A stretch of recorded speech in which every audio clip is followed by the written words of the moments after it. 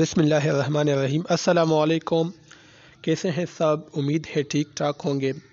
آج چوتھی کلاس ہے علم بیان کی۔ پہلے 3 کلاسوں میں ہم نے تشبیہ اور استعارے کو تفصیل کے ساتھ اس کے اقسام کو شعری مثالوں کے ساتھ ہم نے پڑھا تھا،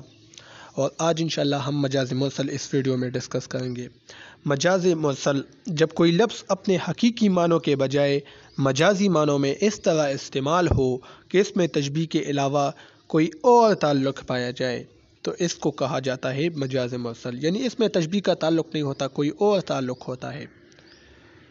تو مجاز مرسل میں تعلقات کی کئی صورتیں ہو سکتی ہے، یہی وجہ ہے کہ اس کے مختلف اقسام ہے۔ تو اقسام کیا ہے اس کو ہم نیچے تفصیل کے ساتھ پڑھیں گے۔ تو پہلا جو قسم ہے وہ جز بول کر کل مراد لینا ہے۔ تو یہ کیا ہے؟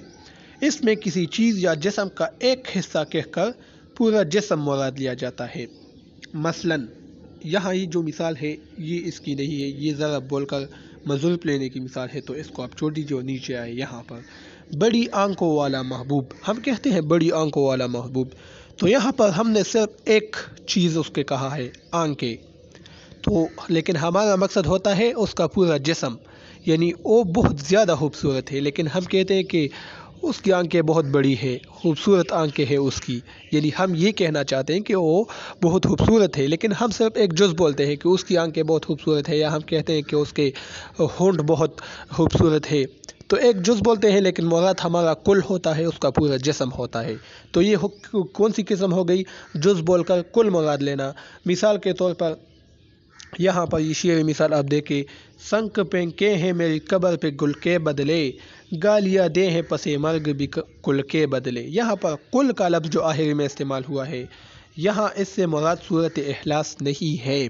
صورت اخلاص میں ہم کل بولتے ہیں نا، تو وہ نہیں ہے، بلکہ صورت فاتحہ اور 3 بار جو ہم صورت پڑھتے ہیں کسی کے وفات پر، تو اس سے شاعر کی مراد یہ ہے، یعنی وہ کل جب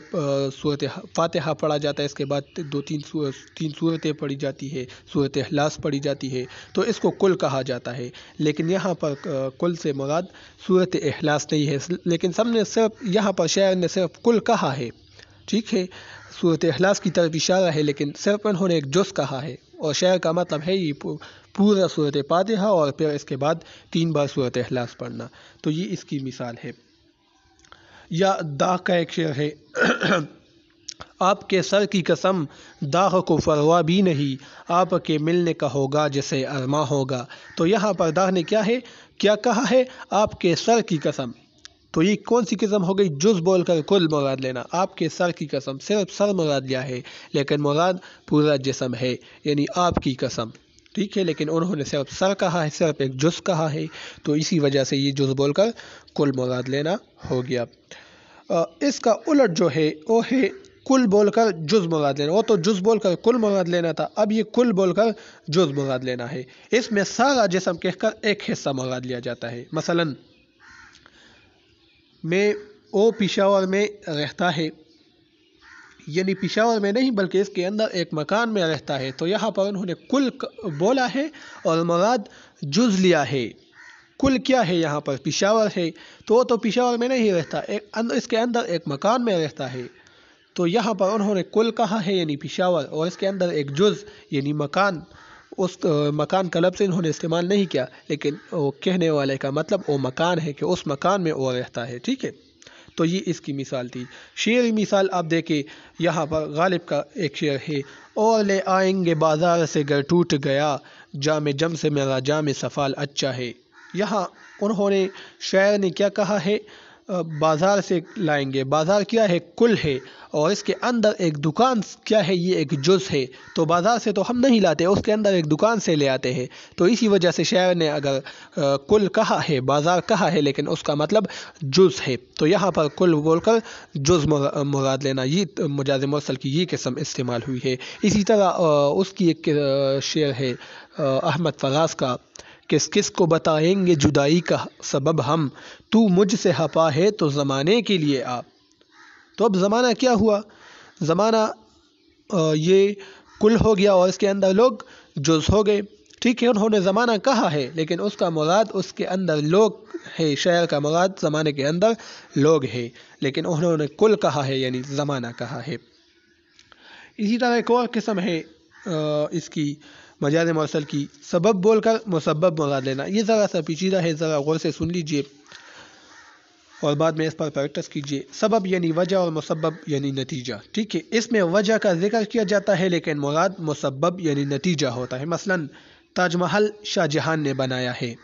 اب یہاں تاج محل شاہ جہان کے کہنے پر بنایا گیا ہے، شاہ جہان نے خود نہیں بنایا لیکن بنایا معماروں نے ہے، تو سبب شاہ جہان ہے یعنی شاہ جہان کی وجہ سے بنایا ہے، جبکہ معمار مسبب ہے، انہوں نے بنایا ہے، معماروں نے اس پر کام کیا ہے، لیکن سبب کیا ہے، وجہ کیا تھی، کس کے وجہ سے بنایا، شاہ جہان کے وجہ سے، کیونکہ شاہ جہان نے کہا تھا، لیکن ہم یہاں پر کہتے ہیں کہ تاج محل شاہ جہان نے بنایا، تو یہ کون سی قسم ہو گئی، سبب بول کر مسبب مراد لینا۔ ہم نے یہاں پر سبب کہا ہے، شاہ جہان کا لفظ استعمال کیا ہے کہ شاہ جہان نے تاج محل بنایا ہے، لیکن مراد ہمارا مسبب ہے یعنی معماروں نے بنایا ہے، ٹھیک ہے۔ یہاں آپ دیکھ سکتے ہیں ایک شعر میں نے لکھا ہے، مزہ برسات کا چاہو تو ان آنکھوں میں آ بیٹھو، وہ برسوں میں کہیں برسے یہ برسوں سے برستی ہے۔ اب یہاں پر آپ دیکھیں برسات کا لفظ کیا ہے، برسات تو نہیں برستا، برسات کا موسم آتا ہے تو بارش برستی ہے، لیکن ہم کہتے ہیں کہ برسات برستا ہے، نہیں، تو یہاں پر یہ ہم نے کیا کہا، سبب ہم نے کہا، مسبب ہم نے مراد لیا، یعنی وجہ کیا بنی، برسات کا موسم آ گیا، یہ وجہ ہے، اور نتیجہ کیا ہوا، مسبب کیا ہوا، بارش شروع ہو گئی، لیکن یہاں پر ہم نے بارش کا ذکر نہیں کیا، ہم نے سبب کا ذکر کیا ہے، وجہ کا، وجہ کیا تھی، یا برسات کا مہینہ آیا ہے اب تو بارشیں ہوگی، تو برسات اب یہاں پر کیا ہوا، یہ سبب ہو گیا، اور مسبب بارش ہے، لیکن مسبب ہم نے یہاں پر نہیں کہا ہے، شاعر نے نہیں کہا ہے، یہاں پر انہوں نے سبب کہا ہے، ٹھیک ہے، لیکن مراد اس کا مسبب ہے، بارش ہے، ٹھیک ہے۔ یا یہاں پر ایک اور مثال میں نے لکھا ہے، میرا دل ٹوٹ گیا ہے، دل تو نہیں ٹوٹتا، کسی کو تکلیف ہوتی ہے، غم ہوتی ہے، تو یہاں پر دل ٹوٹنا کیا ہے، مسبب ہے، اور سبب کیا ہے، غم، دل کس کی وجہ سے کیوں ٹوٹا، غم کی وجہ سے ٹوٹا، کس سبب کی وجہ سے ٹوٹا، غم کی وجہ سے ٹوٹا، سبب غم کو وجہ کو کہتے ہیں، تو یہاں پر غم سبب ہے، تو اس سبب کے نتیجے میں اس کا دل ٹوٹ گیا، تو دل ٹوٹنا کیا ہے، مسبب ہے، تو یہاں پر میں نے مسبب کہہ کر سبب مراد لیا ہے، یہ جو نیچے آ رہا ہے یہ اس کی قسم ہے، مسبب بول کر سبب مراد لینا، ٹھیک ہے۔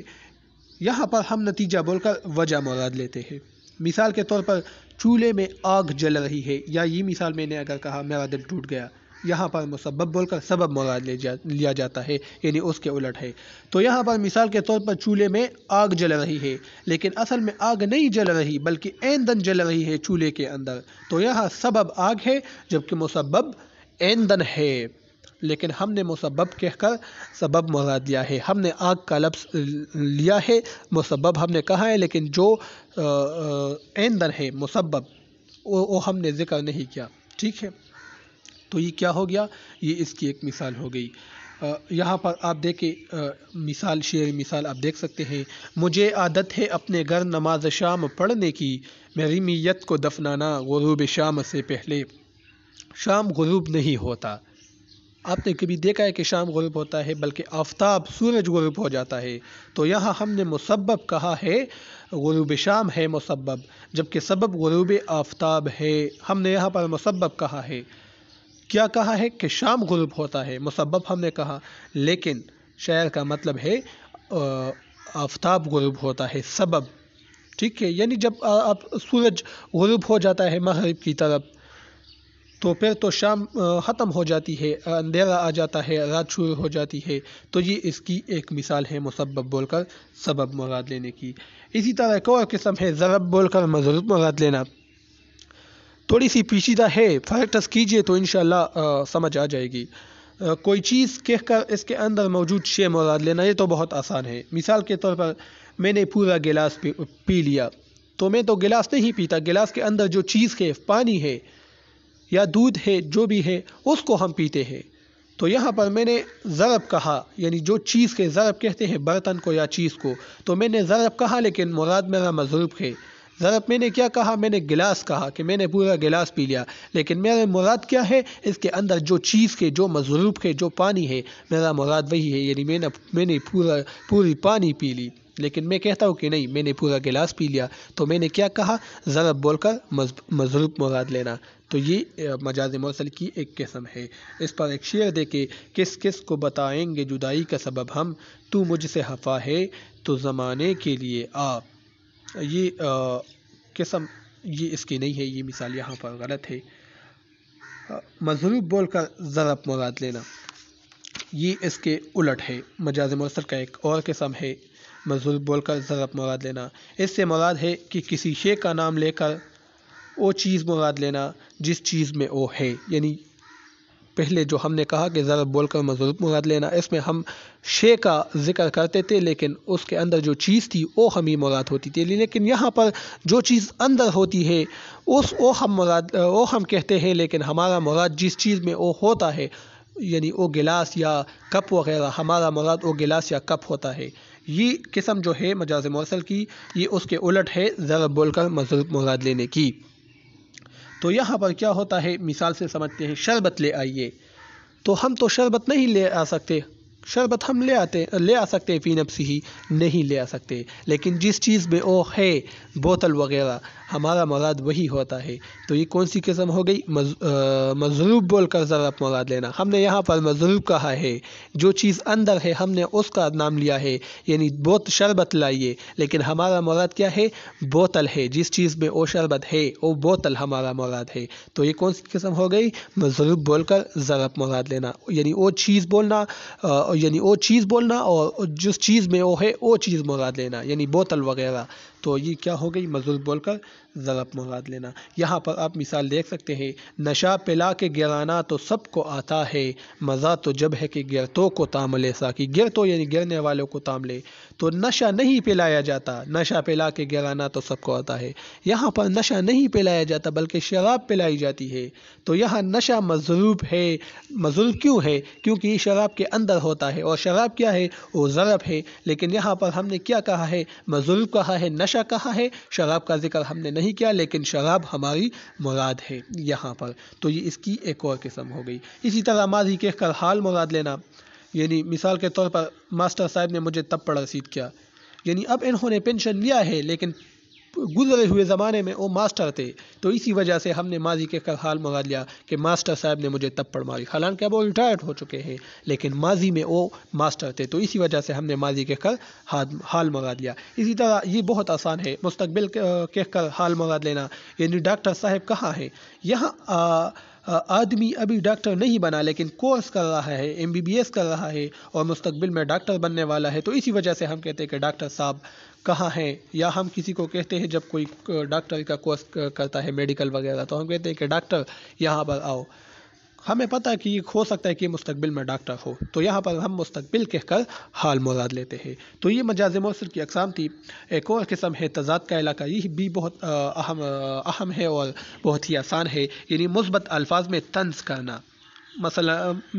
یہ ہے مختصراً مثبت الفاظ میں طنز کرنا۔ آپ تو بڑے خاتم ہیں، ہم کہتے ہیں نا جب کوئی کنجوس ہوتا ہے لیکن ہم اس کو کہتے ہیں آپ تو بڑے حاتم ہیں، یعنی مراد ہمارا یہ نہیں ہے، ہم اس پر طنز کر رہے ہیں، ہاں کہ آپ تو بڑے حاتم ہیں۔ یا ہم کہتے ہیں کسی کو جب کوئی کہتا ہے کہ میں عاشق ہوں، تو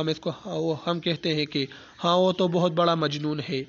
ٹھیک ہے، یعنی ہم اس پر طنز کرتے ہیں، یہ نہیں کہ ہم اس کو مجنون سے مشابہ دیں کہ وہ بھی مجنون کی طرح ہے، نہیں، ہم کہتے ہیں کہ ہاں وہ تو بہت بڑا مجنون ہے، یعنی طنز کر رہے ہیں کہ وہ بالکل عاشق ہے ہی نہیں، ٹھیک ہے۔ یعنی آپ اب یہاں پر دیکھیں شعری مثال غالب کی میرے قتل کے بعد اس نے جفا سے توبہ، ہائے اس زود پشیماں کا پشیماں ہونا۔ تو یہ اس کی زبردست مثال ہے، یعنی اس زود پشیماں یعنی جلد پشیماں ہونا یہاں پر شاعر نے کہا ہے کہ کتنے جلدی وہ پشیمان ہو جاتے اپنے کیے پر، ہائے وہ کتنے جلدی پشیمان ہو جاتے، لیکن شاعر کا مطلب ہے کہ وہ پشیمان نہیں ہوتے، ٹھیک ہے۔ تو انہوں نے ایک طنز کا